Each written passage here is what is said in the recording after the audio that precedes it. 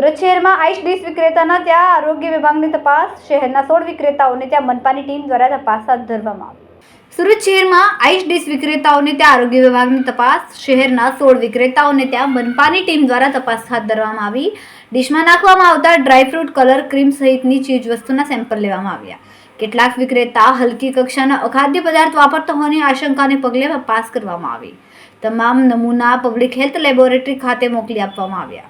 2 દિવસ બાદ સેમ્પલના રિપોર્ટ આવ્યા। કેમેરામેન સેન્ડલ વિરાણી સાથે વિશાલ છેડા, માનવ પ્રભા ન્યૂઝ, સુરત।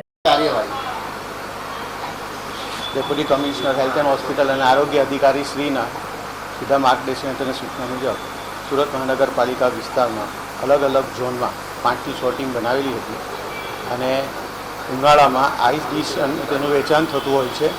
એ જગ્યાએ ફૂડ સેફ્ટી ઓફિસરો દ્વારા તપાસણી કરવામાં આવેલી, તેમજ આઈસ ડીશ બનાવવા માટે વપરાતું ક્રીમ, સિરપ, ડ્રાયફ્રૂટ અને આઈસ ગોળાના અને આઈસ ડીશના નમૂના લેવામાં આવેલા હતા। તે નમૂના પૃથ્થકરણ સારું પબ્લિક હેલ્થ લેબોરેટરી સુરત મહાનગરપાલિકાને મોકલી આપવામાં આવેલા છે, જેનો રિપોર્ટ આવ્યા બાદ જો કોઈ પણ સંસ્થાને એમાં ખામી જણાશે તો તેની પર ફૂડ સેફ્ટી એક્ટ મુજબ કાર્યવાહી કરવામાં આવશે।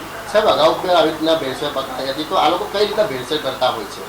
એમાં કલર, એસન્સ કે અખાદ્ય કોઈ પદાર્થ હોય એવું માલુમ પડે રિપોર્ટમાં, તો તેની સામે ગયા વખતે જે નપાસ થયેલા તેમની સામે કોર્ટમાં ફરિયાદ દાખલ કરવામાં આવેલી છે। સાહેબ, આ જે અખાદ્ય હોય છે તો કઈ રીતની બીમારી ફેલાવે છે અગર કોઈ ખાઈ લે તો? પેટના રોગો થઈ શકે છે। કેટલું નુકસાનકારક છે આ બધી કેમિકલો? પેટના રોગો થઈ શકે છે એનાથી। કઈ રીતના થાય? રોગો તો થઈ શકે, કઈ રીતના રોગો થઈ શકે, કેટલું હાનિકારક? જો અખાદ્ય વસ્તુ હોય કે કોઈ એવી વસ્તુ વાપરી હોય જેથી શરીરને નુકસાન કરી શકે એવું હોય। સર, જો સેમ્પલ ફેલ જશે તો કયા પ્રકારની કાર્યવાહી, કયા પ્રકારનો દંડ લેવામાં આવશે? ફૂડ સેફ્ટી એક્ટ મુજબ એમની સામે કોર્ટમાં ફરિયાદ દાખલ કરવામાં આવે છે।